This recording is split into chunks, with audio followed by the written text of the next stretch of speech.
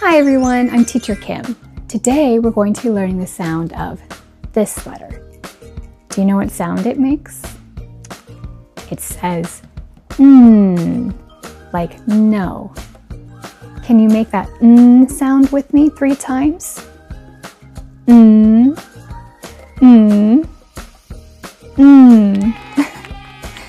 Two words that start with the sound are nose and nest. Can you hear the sound? Nose, nest.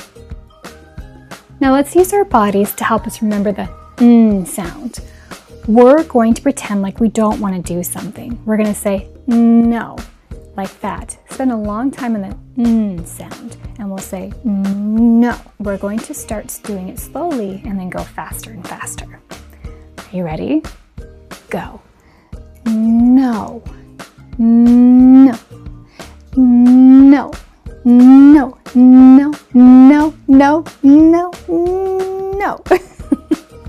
Now let's play our sounds game. Get your pointer fingers ready. I want you to point to the word that starts with a sound. Nap, light, frog. Nap, light, frog. Do you hear the sound? Point to which one you think it is. Very good, it's nap. Good job learning the sound today. I will see you next time for the next letter.